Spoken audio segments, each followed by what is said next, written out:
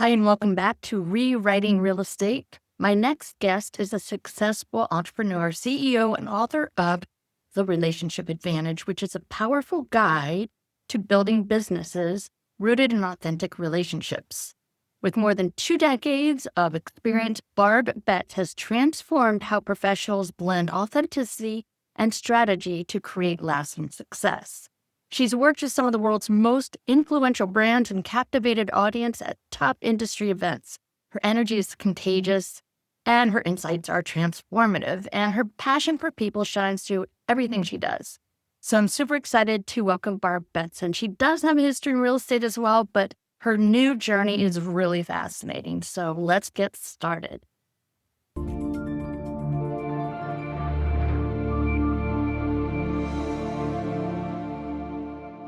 Hi, Barb. I'm so excited. Happy to have you here. So let's jump right in. I have interacted with you both personally and then online in different masterclassy type of stuff, but I'm really excited to hear a little bit more of the whole journey because you were in real estate, you've broken away, you're now pursuing a new path, which I'm excited to jump into. But before you got into real estate, quote, who were you?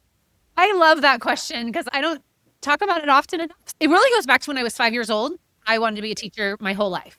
And in high school, any senior classes where we had to do any kind of interning or following or anything like that about careers, it always was teaching.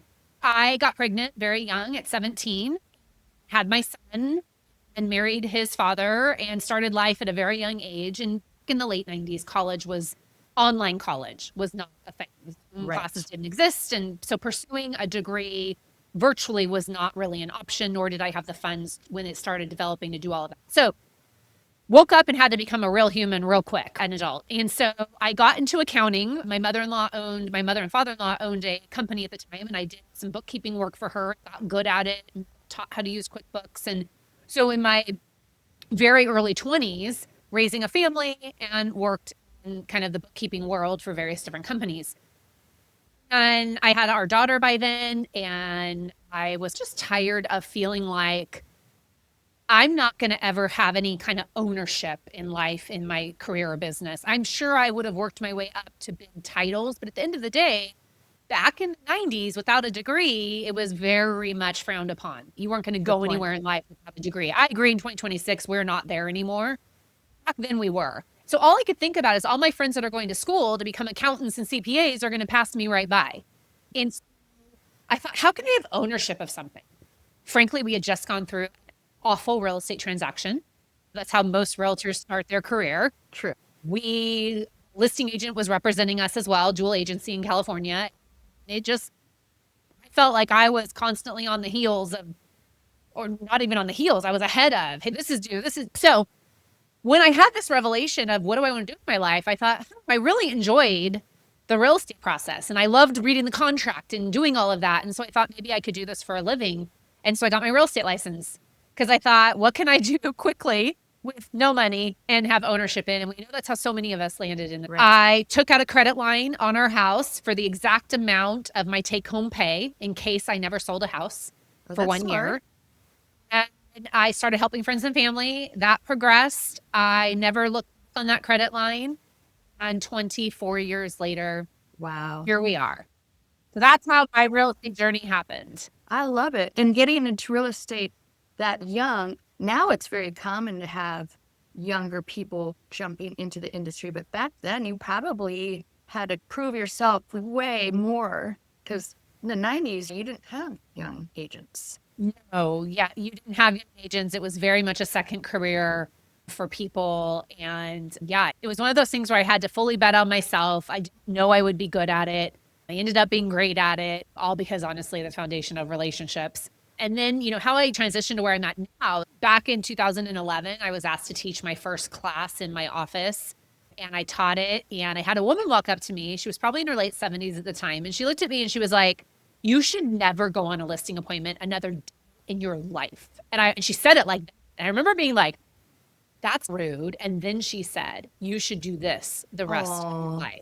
Which goes back to you being a teacher. Right. And I didn't, honestly, Kimberly, I didn't think of it back then. I didn't do anything with it back then, but I reflect back now on it and think, That's cool. wow, I really did have a passion for this. So those classrooms led to more classrooms, led to local associations, boardrooms, bigger stages, state stages, national stages, all the national conferences. That's how you and I met, through these ecosystem. I also got hyper involved in the industry on an advocacy level. So I've been a local, state, and national director for 10 years and have built relationships and community through that whole ecosystem.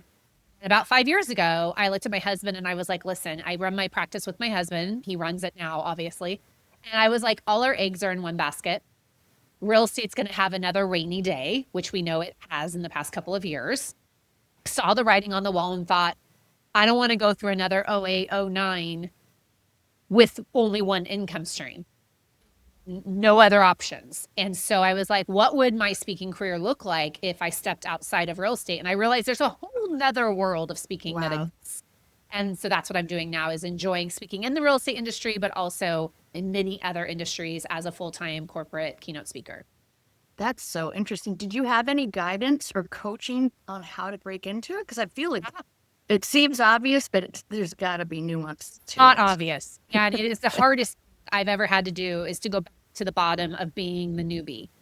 Hardest thing for me in the speaking industry, Kimberly, is that unlike other speakers, I came into I came into the market, the outside real estate market, with 14 years of speaking experience. Right. Oh, reputation. Real estate, I'm a household name when it comes to speaking. Other industries are like, who the heck are you? You're new. Right. I didn't need to start at the basic level because I knew how to speak and how to command a stage and messaging and all of that. And so you are absolutely correct. I had to get help. So 5 years ago, I joined a company called Brand Builders Group. It's Rory Vaden's company. He's spoken at a lot of real estate events, and he helped me develop a personal brand and helped me see all these opportunities I didn't know I had. I'm still a member of his today. I also joined another community that unfortunately had to close last year, but it was a specifically keynote speaking only community. And I built a ton of relationships and have these masterminds and communities and friends, and we all learn from each other. So you are absolutely right. I knew how to speak. I knew how to create a great slide deck. I knew how to work a stage. I did not know how to build a keynote speaking business. Right. And I feel like real estate's the same way. You can be really good at helping a client. Do you know how to actually run a business? I know. And that's the bee in my bonnet with real estate schools. We don't need to know what an acre is or riparian rights or any of that stuff, because with the internet, that school was built probably back in the 70s. Because the internet, you don't need to memorize that, but you're not taught anything about building a business and marketing and actually not spending everything you make to market. Correct. It's anyway, not to go off on that tangent, but I could see how it'd be the same in the speaking world. Exactly the same. Was it hard to know who to find to help coach you into that? Or did you have... What was for me, it's all about relationships. And what really happened was my lender, very dear friend of mine, been working with her for, knows her and her husband for 15, 16 of my 24 years. And she went to a conference for her company. And Rory's wife, AJ, who's the co-founder of the company, was speaking about personal branding and finding your voice in the world and monetizing you. And she sent me this recording and she said, you're already so far along doing this. I think they could really help you. I listened to AJ's keynote. I thought, oh my God, I need them. I signed up right away. So awesome. It was a friend in the industry who knew the path that I wanted to be on, who was like, hey, you need to know this group. From there, I found the next group, again, through someone posting on social media, this keynote speaking community they were a part of. And I look at these pictures and video, and it's just like going to any of our conferences or events where you see all these like-minded people who are typically competitors. And what's different about the speaking industry and real estate is, at least when you go to a real estate conference, you and I network with each other. We are not competitors. We don't serve the same area. You're not licensed in California. Like, insert all the things. In speaking, we are all competitors. Really? Even though your topic or your theme is different? Topics, but you would be amazed. So I fall under this human connection umbrella.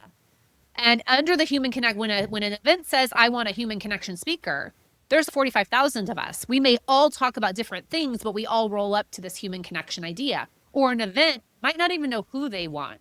And a bureau is putting a bunch of us up So we are all like competing That's against each other. interesting. But it's such a collaborative industry. And here's why. Because in speaking, you don't really retain the client unless they want to bring you back a couple years later. No event typically is going to bring back the same speaker every year. So even though I might not get it this year, my good friend Tara got it. Tara is going to tell the event planner, "Hey, next year you need to pick Barb. I know you chose between us. She would be great to follow me." And then I get the event the following year. So it's still very collaborative, but we are really all competing against each other. What about, because you speak of Keynote, but let's say that same event that Tara was chosen as Keynote, would they potentially bring you on as like one of the other speakers? Because a lot of times there's more than one speaker. Correct. Is that like a team B if you don't get chosen but Keynote, but you get chosen for like a breakout or something? I get chosen for a breakout for sure, but also potentially it could be that. So Tara speaks on authenticity. So that would be my bucket of authenticity. I speak on authenticity in the personal development and professional development side, and then obviously building relationships and sales and leadership and everything else. Tara, if they've already picked her for authenticity, they're not going to have the same message on the stage. Gotcha. Okay. They want to grab my building relationships and sales, then they might grab that as a secondary message. But usually at most events, there's some kind of motivation, personal development. There's some kind of more strategy sales. There's a tech, and then there's maybe a leadership piece depending on the organization. But yeah, very many opportunities in all of these events. But it rolls back to, though, how similar our industry's in and how we collaborate and learn and community and all of the things that we know have helped us become as successful as we are in real estate. So when you started going towards that, when did you know you could take the full leap? Or are you still in some production at all? I'm not in production anymore. My husband handles it all. It really was when he was ready. So what we did strategically was, when I first made the decision, I still would go on appointments when I was home, but we wouldn't make arrangements for him to go on an appointment because I was traveling. So that was the Band-Aid shift of, okay, you can do appointments. I'm gone, but when I'm home, I'll still go. Yeah. And that obviously a coach said to me, because I was like, I still have to go. I'm just better at this because I'm the more outgoing person. And my coach was like, no, you're not better. You're different. He's still extremely skilled and he will find his own way. The interesting part about my husband and I is we're complete opposites. And he's much more quieter and more reserved, but he's actually a better listener. He's actually probably a better realtor than I ever was. And he just does it differently. The thing about him is he also doesn't have a lot of, face it, frankly, a lot of men have trouble when their wife is in the spotlight or their female partner's in the spotlight. He never had that problem. He was like, I don't care. All the money's going in the same bank account. I could care less how we get the deal, right? So when I'm there, he doesn't need to interject, step in. He just lets me do it. What I found out by stepping away is he can do it too. Because when he's by himself, he just does it because he can do it. And so I had to learn that I could step away and let him handle that piece of it. And then eventually we made the decision where I'm not going to do production anymore. And all I do now is run our team. I do still our weekly meetings, our trainings. I'm still the first phone call when a deal is on fire because I love deal on fire situations. I'm still the first call for risk management and legal questions, but I'm just not in the day-to-day sales with the clients. I'm still forward facing on all of our marketing. I'm still there. The clients will still text me and call me, and then I just hand it off to him, and it works really well. So how many people are on your team that you're? So we have about 10. We shrunk drastically. We were up to 25 or 30, and we had an implosion that I'm not afraid to talk about because it's all part of my leadership journey. We had an implosion because I was trying to be two different people. I was still trying to be broker Barb and be this broker that was well known and everyone wanted to be with and all these things. And then I was also trying to be speaker Barb. And by trying to be both, I then neglected my team back at home. And I neglected those relationships. And a lot of them left as a result. And frankly, looking back, they had every right to leave. Right. And then the ones that stayed, I recalibrated, reset expectations. Hey, I am going to be speaker Barb. But here's how I'm also going to be completely available to you. And they want to stay and they want to still be in our ecosystem. And then my husband has stepped up in other ways that we were lacking. And so it's been a really good transition. We're really happy with where we're at. We have the right people And I'm just about, if you want to be a part of this and you want to learn, the thing about being a part of our group is you will be the most professional, ethical, well-trained agent that exists. And if you want that and you want high standards and you want support when you need, but I'm not going to hold your hand. I'm not going to change your diaper. You got to go do it yourself. And you were a perfect fit. Right. If not, if you need the daily motivation and the daily, how are you? And the daily, are you making your calls? And are you doing the lead generation? Then we're not for you. Mhm. Because I've been so clear about who we authentically are, it has helped our business. Sure. Because then, you're actually attracting the right people and they know what you're expecting of them in advance. So it should be that way for all of us in every aspect of But our for life, some really. reason, for When you some date reason, somebody, when you make a new friend. When was it that you officially took the big leap and said no more production? 2 years ago. Okay, so it's been a bit. Probably about 2 years ago. And I've been focusing primarily on corporate keynote speaking for the last 2 years as a full-time, every day, all now, except for the days that I put my broker hat back on and do all the broker things. But 2 years has been like any other business building, slow go, got to get the reputation going. It really has just shown me that there's no secret answer to any business, all about relationships and reputation. And those are the two things. And doing the thing when you know you And don't doing the actual thing. Yeah, doing the thing when you do it. So what's your cadence now? Do you have a schedule already in advance for 12 months, or are you always trying to find something? What's way that The hard works? thing about speaking is, for instance, I just got today, I'm leaving, flying out this afternoon to an event that I just signed the contract a week ago. They had a speaker Wow. fall out at the last minute. I was on their list for their July event, so they called me now. So a week's notice. I have an event that I just got chosen for that's in 3 weeks in Canada. And then I also have an event that I just signed for August. So there is no cadence in this business, which is really hard. And so it's not consistent, all over the place. And some weeks and months are great. Other weeks and months I'm not as busy. So far there's no that I can find. And none of my friends that have been doing this for even more years than I have can tell you any kind of. Is it like a daily one thing that you could have organized in your life with this? Is it like a daily pitch that you send? Do you have a schedule where you try and do something? Yeah. I mean, I apply my relationship system daily, which is my make 5 connections a day, my follow-up systems of that I am on the list for, or people that I'm trying to, I know they have an event and I want to be a part of it next year. So I definitely have systems for all of that. Every day I'm creating content. I'm on podcasts. I do mastermind groups. I'm in the middle of book promotion because my book is coming out in May. Yeah. So yeah, there's definitely a cadence, and I have all the aspects of my real estate success. We're all driven behind prioritizing relationships and then prioritizing my tasks and making sure I'm staying hyper organized. And I still do that exact same system on the speaking. Just a new profession. So speaking of your book, did you just finish it, or share a little bit about that and the journey to it? Oh, the book journey started in January of 2024. I had my first call with my publisher. I wasn't really, I was getting too many pieces of advice and information, and I was being told to write a different book than I wanted to write. So I wasn't writing it, which is a good thing. I finally came together with my thoughts and ideas and what I really wanted the book to be in March of 2025. I wrote it very quickly because I was down from a surgery anyways. So I had to be down. And the book is now here. I physically have the book. It's right here. It's amazing. It's available for pre-order, and I can give you the link because if you pre-order, there's a lot of great bonuses that are involved.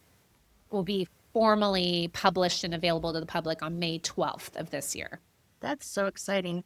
How did you find a publisher? Because so many people are self-publishing nowadays, right? Yeah. So there's 3 different types of publishing. There's traditional, which is where you're through a big house, they call them. And that would be where they give you a very large advance up front. And they have a lot of control over your book. They basically own the book. They own the intellectual property behind the book. And things like if you don't like the cover design, but they do, they're win over you. But it's also because they've just paid you a huge, basically, salary to write the book. Then there's hybrid. Then there's self, which you mentioned. Self-publishing is you do everything on your own. You hire your own editor, your own copywriter. You figure out how to print the book. You do it through it's called KDP on Amazon. And it's a grind. You definitely save a lot of money, though. Versus hybrid, which was what I chose to do, which is where a publisher partners with you. And they manage the whole process. They have the copywriters, the editors, the design, everything. They print the books for you, handle distribution. They make sure it gets to bookstores and airport bookstores, and you're responsible for writing the book. So it's really a partnership.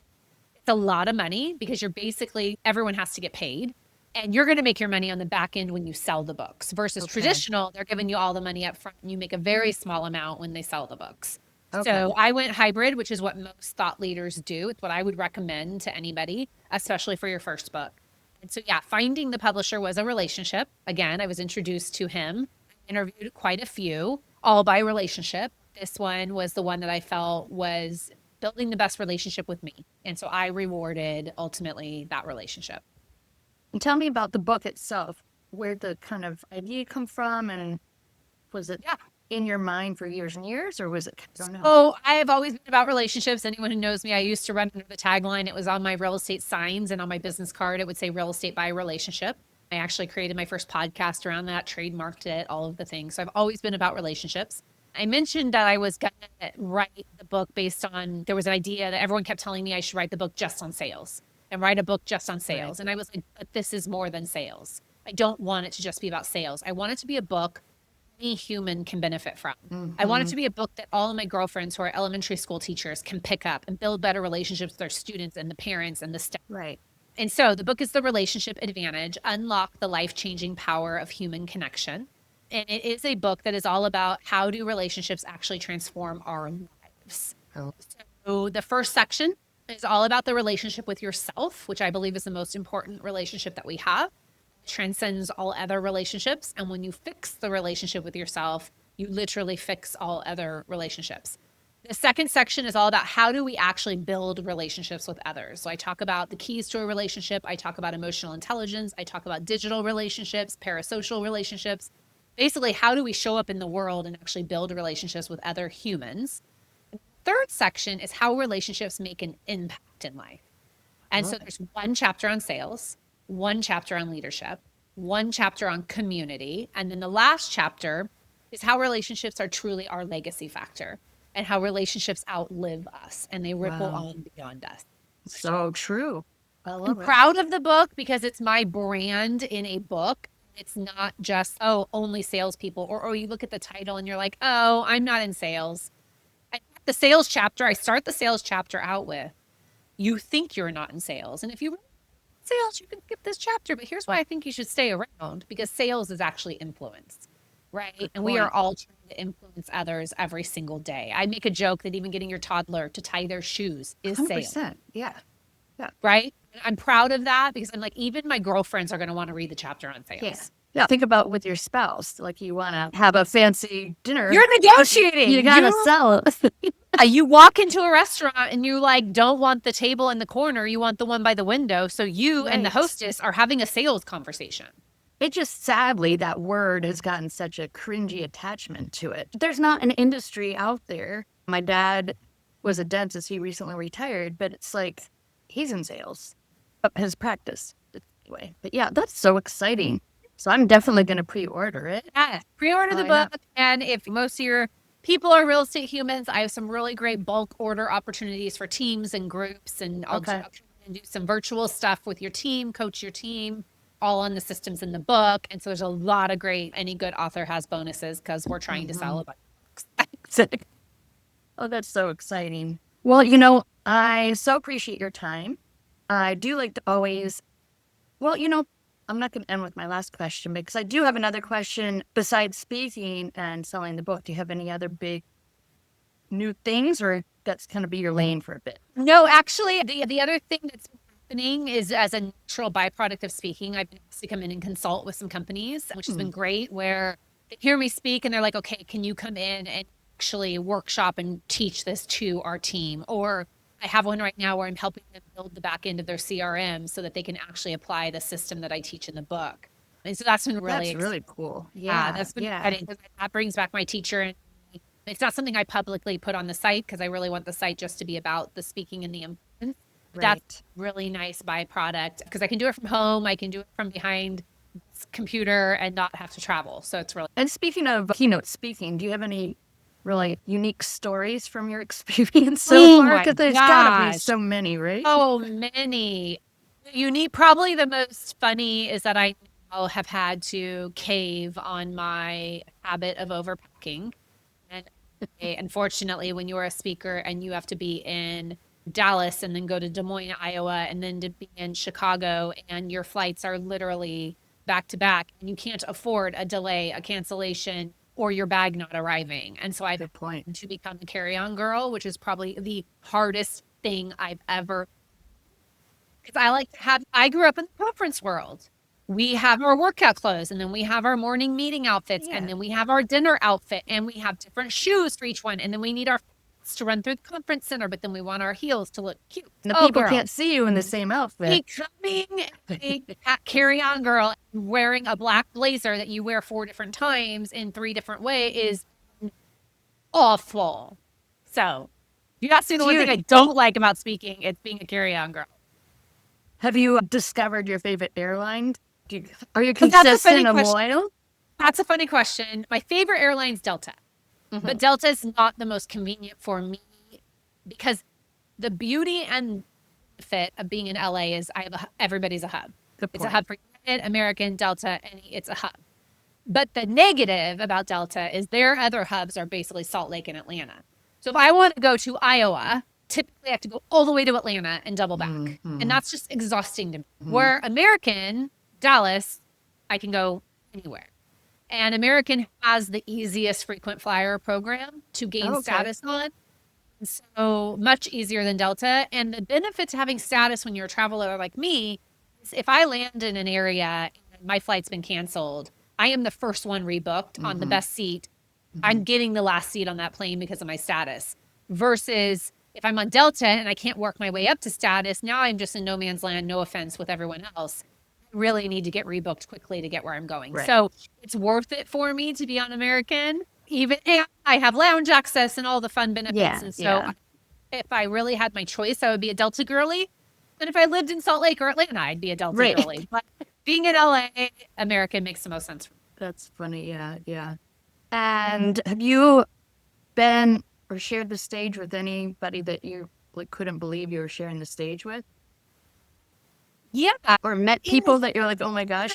Yeah. Oh, yes. In the speaking world, it's people that you probably wouldn't know are the big name people. But like Rory Vaden, who I mentioned earlier, he's a Hall of Fame keynote speaker. He's invited me to be part of an event in February that I can't believe I'm being asked to be a part of. I have probably my most exciting speaking engagement tomorrow. I can talk about it, even though they're not allowing me to talk about it, because you will publish this after the event tomorrow, obviously. True. Which is the Studio Owners Association. And I was a dancer my entire life. Oh my gosh, how fun. For 15 years. And then my daughter danced at the same studio. So it is going to be my most customized keynote ever. And every story is near and dear to my heart that I normally don't tell because they don't make sense to the audience. And this audience, it's just, I'm so excited because they won't know even when I hit the stage my dance background, and they're going to find out really quickly. So I'm probably the most excited about that event. That's super cool. Yeah. Was it in the competition dance world or a specific? And there are all kinds of dance studios, but yes, recreational competition. That's the one that you did? That's what I did. Okay. I did competition and recreational. And so I'm really excited about that event tomorrow. It's fun. But really, I would say the most exciting thing about being in the speaking world is just understanding the amount of different events that are out there. For instance, I'm doing the International Association of Healthcare Textile Management, which basically is a fancy way to say laundry for healthcare. I have been put up for things like the Almond Growers of America and just things that you're like, wow. They have a conference? I didn't even know that existed, but that's hilarious. Last year I love the subcultures of things. Last year I did women in the housing industry, meaning in the interior design and furniture world. So it's been really fun to learn that there is an event for everybody and there's community everywhere. And so it also amplifies my message of there are communities everywhere. Yeah, I had a podcast back in 2013 to 2018. It was on classical ballet, though. But I was early into the podcast world, so I wound up being a speaker at some of these big podcast conventions. And it was hilarious, though, to see, like, to your point about real estate, everybody has the same mindset. But, like, in podcasting, you had people that had a podcast about parrots, and you had people podcast about Martian. So it was like the most eclectic conference crowd I'd ever been to. Yeah, it is. And that's the other thing I love about speaking is in real estate, we all sell real estate, commercial, residential. You might specialize in land or second home or vacation or waterfront or whatever. But in speaking, I have friends that are some of the top AI speakers. All they speak about is AI. And I'm I learn from them. And I have people that speak about culture and communication. And so we have all these different people and types of people that all come together, similar to what you're saying about podcast. So yeah, it's been a really great journey. And I truly believe, I knew my gut that I was designed to do this. When I was in the transition, I would wake up every day. And if on my calendar that day was a listing appointment and a walkthrough and showing property, I would get up and just go through the motions. Every day during that time period where I had on my calendar, go to the association and teach a class or go speak, I would fly out of bed. I would have a different energy and a different feeling. And that was when I knew it was time to hang up the other career. Yeah, I love that. Built me, and I learned a ton, and I still obviously love real estate. I love our industry. I will forever and always and still be involved. I'm still going to be involved at NR and different things, but my passion is how I impact lives from stage. And that was when I knew it was time. I love that. So my last question that I like to ask everyone is, and you can apply to however your entire world of experience, but if you had to move to a brand new city tomorrow, knowing no one, what's one thing you would do starting on day one to scale as quickly as possible? Interesting you asked that, because I do know where it would be. It would be Nashville. I love Nashville. It's my favorite city in America. It would definitely be Nashville. But the first thing I would do is find wherever made sense for me to find community. Whether that be church, whether that be a women's group, whether that be a club or an activity or a volunteer group, I would immediately find community. Because when you immerse yourself in community, when something you are passionate about, you cannot fake it. If you don't care about dogs, don't go volunteer at the animal shelter, right? True. Find something you care about, immerse yourself in that community, because that's when you meet other like-minded people and you build friendships and relationships, and then they build from there. So the first thing I would do is find my tribe. I love that. Thank you, Barb, so much. And I do hope I get to run into you in person again. Thank you, Kimberly. It's been wonderful. Yeah, have a great day and all the best to you. Thanks for listening to Rewriting Real Estate. If today's episode challenged your thinking or gave you a strategy worth trying, share it. The right move at the right time can change everything. Subscribe and listen in next week for more insight, more momentum, and more ways to grow your business your way.